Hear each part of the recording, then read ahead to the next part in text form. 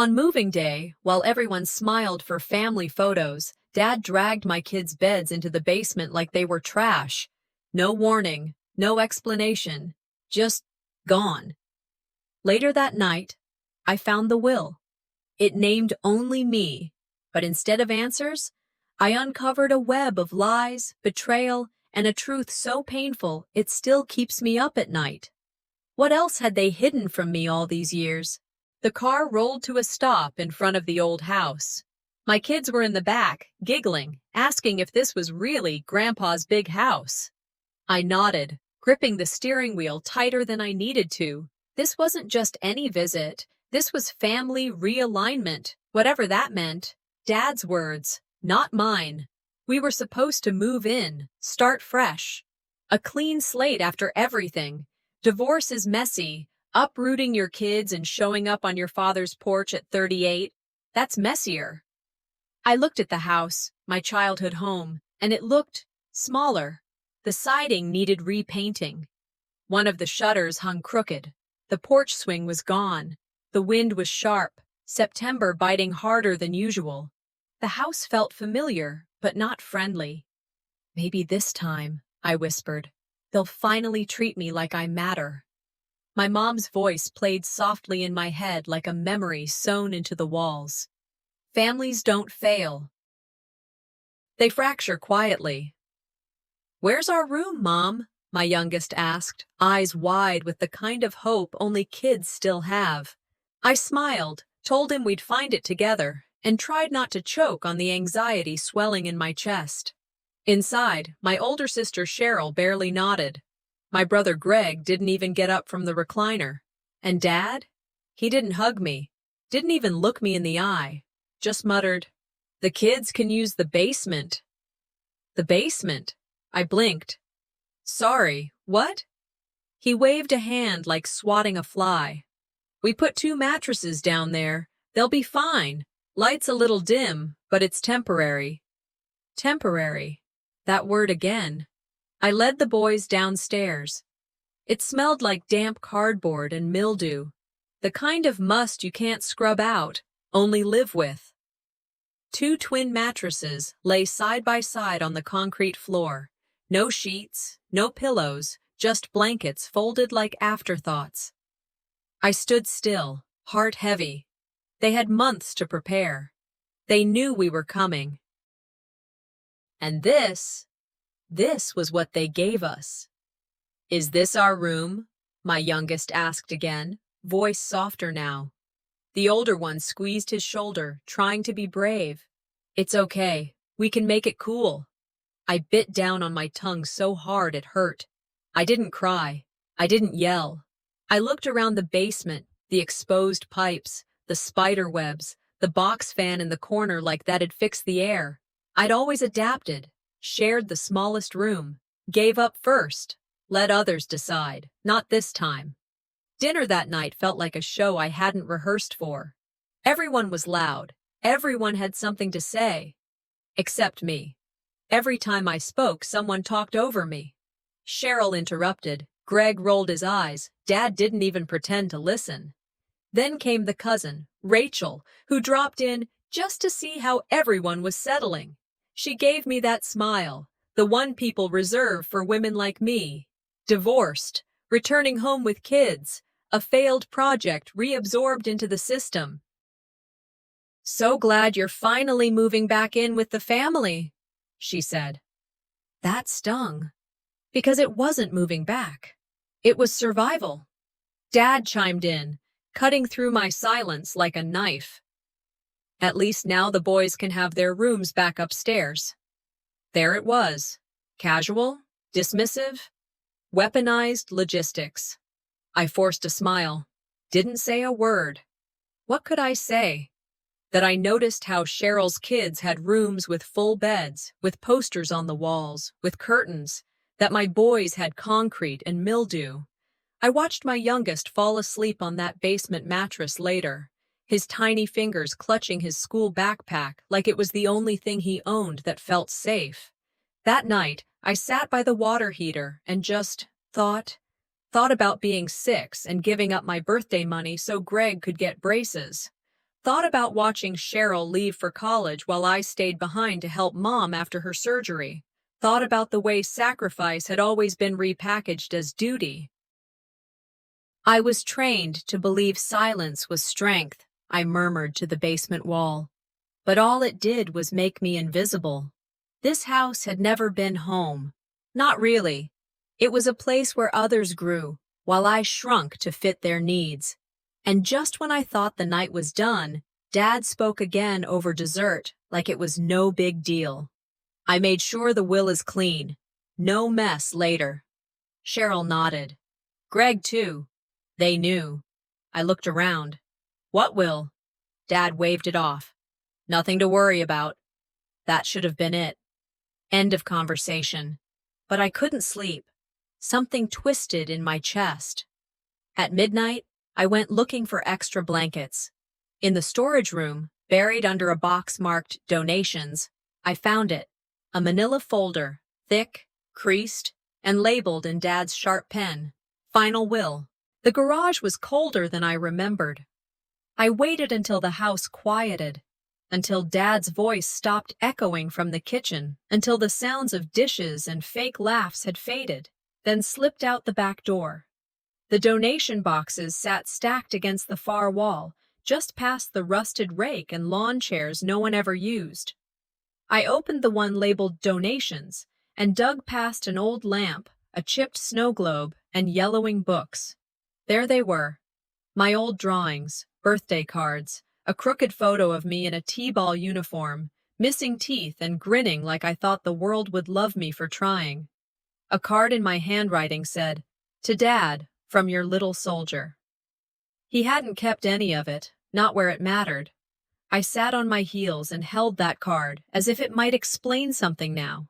It didn't. Underneath, tucked between a broken toy truck and a cracked photo frame, I found a sheet of paper. The will. Not the whole thing, just the front page. Unfinished. No signatures. No names visible. But it was real. You're not forgotten because they don't remember, I whispered to myself. You're forgotten because they pretend you were never there. Footsteps creaked across the floorboards above. I shoved the papers back into the box, covered it with old towels, and stepped away like I'd touched something I wasn't meant to. Morning came too soon. I hadn't slept well. No surprise, considering I'd spent most of the night listening to the heater rattle and trying not to think about my boys curled up in that basement. In the kitchen, Cheryl and Greg stood around the fridge like generals over a war map. Cheryl tapped a marker against her lip, then circled something on a large paper taped to the door. It read, "Sleeping chart." I moved closer. Their names were there. So were their kids. Even a cousin from out of state had a room assigned. I looked again. My name wasn't there. Neither were my sons. I cleared my throat. Is there a version where I exist? Cheryl blinked at me like I'd asked about the weather. Oh, we didn't think you'd need a space. You already have the basement, right? Right, I said slowly, tasting the word like vinegar. Because mattresses on concrete count as a bedroom now? Greg shrugged. We just worked with what we had. It was kind of last minute. Last minute. Months they knew I was coming. One niece had my old room. A cousin got the guest suite. The boys and I didn't even make the list. Flashback. Me at 24, crying over the phone because the family vacation flights were booked, and no one had remembered to include me. You only forget the ones you never really count. At breakfast, I tried again. I noticed the room chart, I started, carefully. Dad didn't even look up from his toast. Just something they whipped up. Don't make it into a thing. Cheryl smiled that smile, tight, polite, poisonous. You don't mind, do you? You're always so flexible. I set my coffee down slowly. That's exactly why you all keep folding me away. Silence. No one looked up. No one defended me. The moment just hung. I stood, walked out to the porch, needed air more than I needed answers. Georgia, Cheryl's teenage daughter, followed me a few minutes later. She sat beside me on the porch swing like it was normal. "Mom says you've always been the dramatic one," she said. I smiled, not out of joy. That's what people say when they can't explain your pain. She kicked at a loose board with her sneaker. "I heard them talking about the will. They said you'd lose it if you found out." That landed harder than I expected. So it wasn't just forgotten paperwork. It was planned silence. "What else did you hear?" She hesitated. "There's a folder in the study, locked cabinet. Grandpa keeps it there." I nodded slowly. "Thanks, Georgia." "Are you mad at them?" she asked. "No," I said. "Just awake now?" Dinner that night made it clearer than ever. My place in this family was a footnote.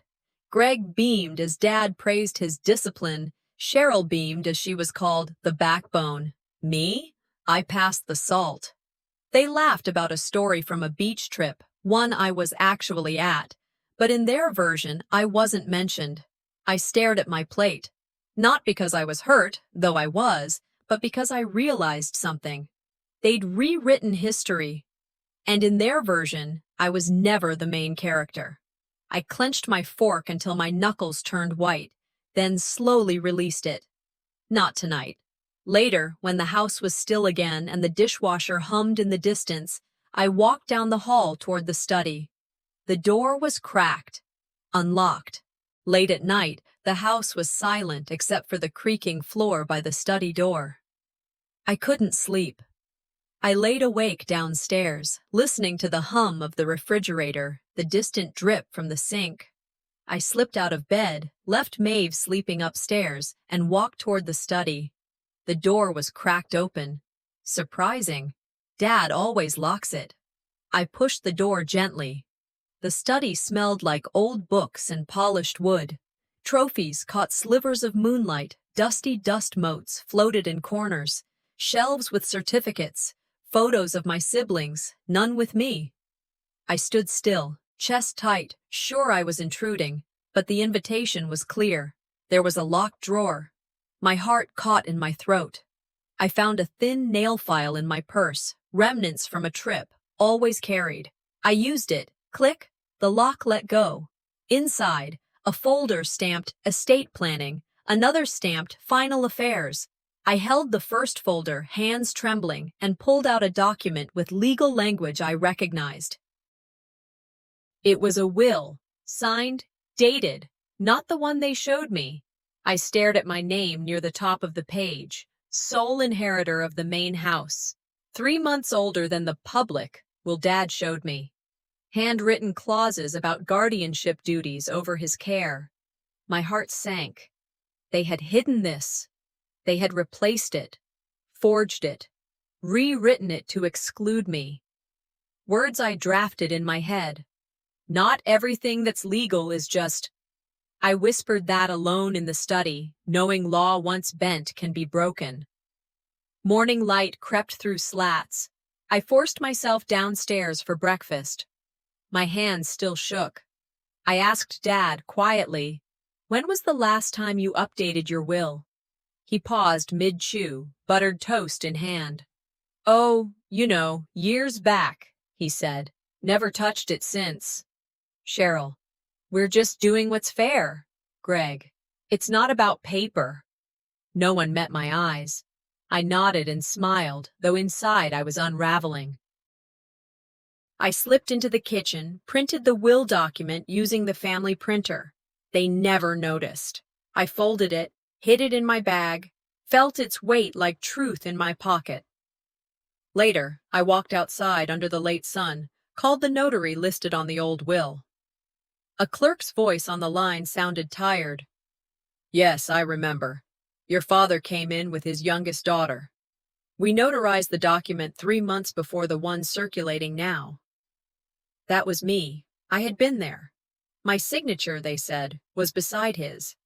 I had no memory of signing any version. Shock tugged at me. Betrayal? Yes. But also clarity. They had done this deliberately. Evening came. I returned to my room, retrieved what I'd copied. The printed will. Proof. But by then, someone had moved it. My bag felt lighter. I rushed to the study. That drawer was open. Empty. Everything rearranged. The folders. Gone. I confronted Greg in the hallway. He feigned confusion. Did I dream it? He asked. My sister warned me. If you keep digging, Dad will get worse. His voice was soft, but it cut deep. I walked away, anger cold but steady. Under my breath, I said, then I'll find the notary again. I'll bring witnesses. I'll bring receipts. Tonight, I feel something shift. I won't remain the forgotten daughter. Morning sunlight crept in through the thin curtain folds, casting a soft stripe across Maeve's sleeping face. For a second, just a second, I thought, maybe today. Maybe someone will look at me like I belong here. Maybe I won't have to explain myself. Maeve stirred, sat up, rubbed her eyes. Mom, she whispered, do you think I'll get my old room back upstairs today? I hesitated. I didn't want to lie, but I didn't want to break her either. We'll see, I said, and kissed her hair. I got dressed and wandered the halls. Their coats hung in the closet like soldiers on duty. Every picture on the wall, someone else's wedding, someone else's kids, someone else's smile. Not one of me. Dad's voice echoed from the living room, deep and clear, as always. We should really give the guest suite a facelift.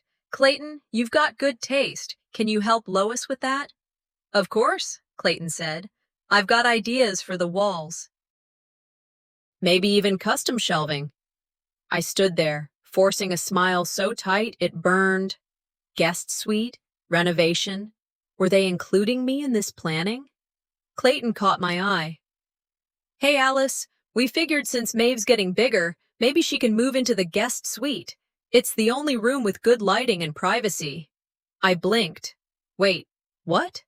The guest suite was where family friends stayed, where visiting pastors slept during holidays. Now, Maeve's room. Lois chimed in, all cheery. We just want her to feel at home. It's the least we can do. I looked around.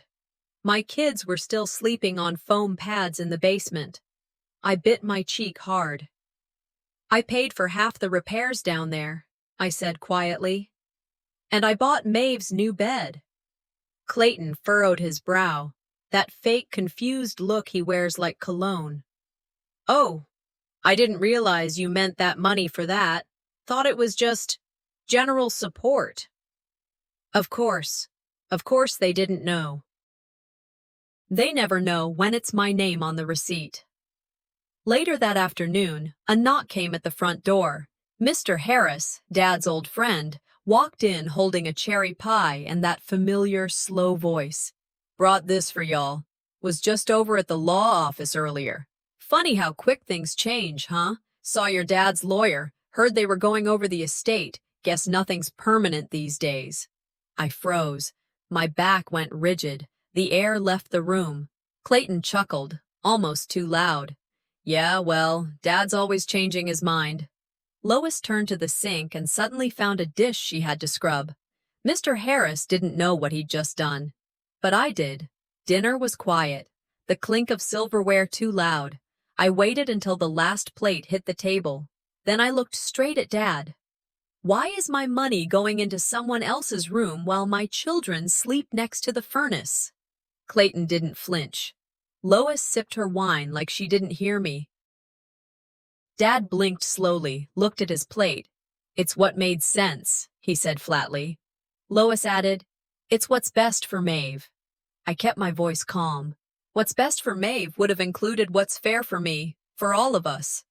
Maeve looked up from her corn, confused. Did I do something wrong? I shook my head. Not you, baby. Never you. After dinner, I didn't join the others in the den. I walked the hallways alone. My finger ran along the edge of a picture frame.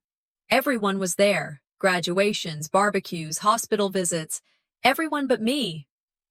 I stopped at Maeve's new room. The bed looked fresh, sheets folded, new lamp still had the tag, but there was no card. No one said, "This is from Mom." I stepped into the basement. One of the mattress pads I'd bought was gone. In the hallway closet upstairs, I found it. Cut, shredded, used to line someone's storage box. No one said a word. That night, I packed Maeve's drawing pad into her backpack. I zipped it slow. Not because I was leaving, because I was going to find the man Mr. Harris mentioned, the notary. And this time, I wasn't coming to ask. I was coming to prove. I drove out before dawn. Quiet house, kids bundled in blankets, Maeve asleep. I told no one where I was going. Coffee in a styrofoam cup. Windows steamed, radio singing some country song about lost roads. My heart pounded more than it should. I drove downtown, passing closed storefronts, eking out sunshine across pavement, thoughts circling. All those times I swallowed silence, all those times I pretended nothing mattered. Today, I needed truth. At the notary's office, I sat in a hard chair. The assistant glanced up, recognized my name. She fetched the clerk. Files slid across the desk, 2 versions of the will. The version Dad held up before family dinner. And another, older, stamped 3 months earlier. It had my name as witness, my dad's signature, and mine, or what looked like mine. But I never signed it. The clerk frowned. "You were out of town," I said. "So was the witness he brought the next visit." He looked nervous. "That signature is similar," he admitted, "but it isn't yours." That hit me like ice. My chest hollow. They used something that looked like me, to take what belonged to me. I left the office, paperwork heavy in my bag. Streets blurred, traffic lights, strangers, early walkers with dogs. I tried calling Maeve, but the call dropped. I stared into a window of a cafe, saw my reflection, tired eyes, face stiff. The ghost of my mother's words echoed. Being quiet doesn't make you right, it just makes you invisible. Guilt rose. Did I miss cues? Did I ignore jokes meant to hurt? I ordered coffee but couldn't drink it. Sipped nothing. Let bitterness lodge in my lungs. No texts, no check-ins. Just silence like a wall between me and the people who should have known better. I walked into a small park. Sat on a bench across from an older woman feeding birds. She paused, looked at me. I guess desperation shows. I confessed. I said part of what I found, part of what was stolen. She listened without judging. Then she said, "Sweetheart, families don't break because of money. They break because someone decided truth could be bent, and nobody spoke up soon enough." That hit. This wasn't just about bed frames or room charts. It was about truth. Who holds it? Who erases it? I stood, thanked her quietly. The wind was cooler now. On the ride back, I planned, call the lawyer, gather copies, confront Cheryl and Greg. I rehearsed words in my head, arrived home late afternoon. The house was still. Maeve peeked out at the door. "Mom, are we okay?" she asked. My voice cracked, but I said, "We will be. But first, I need to stop pretending I'm not part of this family." Tonight, I lay awake, paperwork spread on the bed, the forged signature mocking me. But this time I could see. This time I would do more than survive. Maeve came home that afternoon with tears in her eyes, clutching her school bag like it was a shield. Her shoulders shook before she even said anything. She told me the other kids in class asked if her mattress was the kind you fold up, if it was real, or if she lived in a shed. I held her close, feeling my chest tighten. Guilt stabbed me. I promised her safety. Did I fail already? Back when I was a kid, I remember cousins giggling at my room in the old house, how small it was, how plain. I swallowed my pride then, so no one else felt awkward. That taste of shame is familiar. bitter. I forced a smile and said, "You're going to have your own room one day. I promise." I meant it. I still meant it. Word spread fast. At the grocery store, someone's parent whispered, loud enough for me to hear, "Do they even have a real room?" My stomach twisted. Then at the cafe, I overheard a friend of Cheryl's saying I moved back for what I think I deserve. Opportunistic. Ridiculous. Shame burned. I debated. Should I correct them? Defend myself? Ignore it and pretend it doesn't cut this deep? Truth be told, I always thought people would assume the worst of me. Now I felt cornered. I sat in my car and drafted a post on my phone. Truth matters. Family values more than facades. But I deleted it. I was afraid. Afraid that speaking out would break something irreparably. Instead, I called Sadie, explained what I heard, how Maeve cried in the car, how people talk like I'm here for inheritance, not love. Sadie said, "Legal paper matters, but what people believe matters more." Her voice steady, her words precise. I felt her edge anchoring me. Dinner was tense. The kitchen lights low. Maeve stared at her plate, eyes flicking to me. I cleared my throat. I'm tired of carrying shame I never earned. My voice cracked, but I pressed on.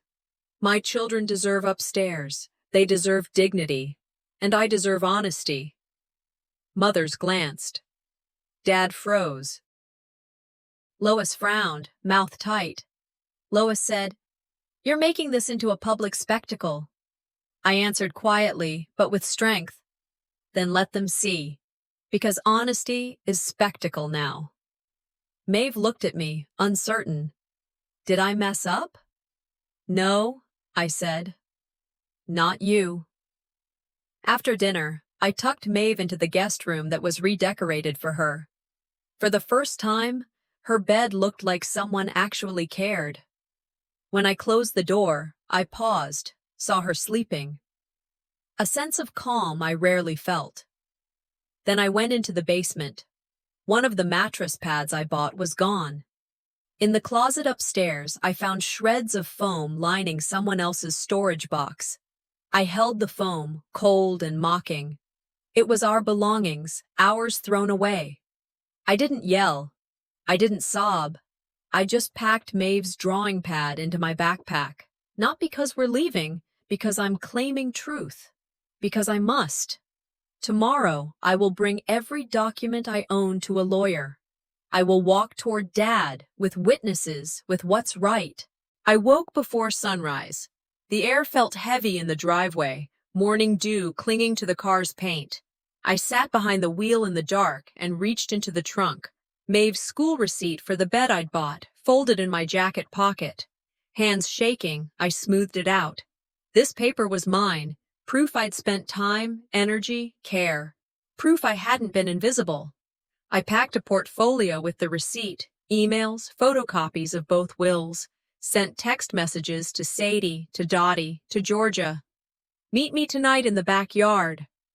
I could almost see the tension like a wire strung tight across every corner of the house. Maeve peeked around me as I passed the door. She mattered, not just the bed, but dignity. Dusk arrived. Guests gathered under string lights in the backyard, uncles, aunts, cousins. Their laughter floated across the lawn. I held the portfolio close, heart pounding. Dad called for silence, said kind things about family values. Cousins toasted. I stood, catching Dad's eye. I pulled the receipt from my jacket. "Something about family values," I said. My voice didn't break. Clayton moved to interject. Mother's lips parted. Lois frowned. "Why bring up old receipts?" Clayton snapped. I didn't drop it. I held out my hand, showed Maeve's name, showed the printout of emails. Murmurs ran through the crowd. Some steps toward me, some back. Then Dottie stood next to me. "I saw the notary stamp myself," she spoke loud. Alice was there. Georgia raised her voice softer. Your signature was forged, and we all heard it. A cousin looked shocked. Dad went silent. They tried to call me dramatic, tried shifting focus, but I held the evidence. I said, "Truth isn't dramatic. It's overdue." Anger crackled through me. Disbelief that people I grew up with would erase pieces of me and expect silence. Then courage. I saw it in their eyes. Some shame, some regret, some pressure. This was my stand. I said the words everyone knew but avoided. I want the will publicly read, verified with witnesses. My voice echoed over the backyard. Some gasped. Clayton shouted. Mother began to protest. The recorders clicked. Phones snapped. Faces turned. Some supportive, some stunned, some ashamed. Dad's presence shifted. He saw the evidence, couldn't look away. But then, as shadows lengthened, he slipped away toward the house. The portfolio in Clayton's hand. Doors shut quietly. Windows darkened. Maeve squeezed my hand. I inhaled the night air, sharp and cold. I realized this fight wasn't over. But tonight, the truth stood in bright light. Guests milled under the string lights as dusk settled. I arrived with Maeve tucked under my arm, the portfolio hidden beneath my coat. The yard smelled like summer grass and the laughter of people who think family means everything is easy. Dad called it Family Appreciation Night. I felt sick, knowing what tonight held. I stood up when Dad raised his glass, clearing his throat.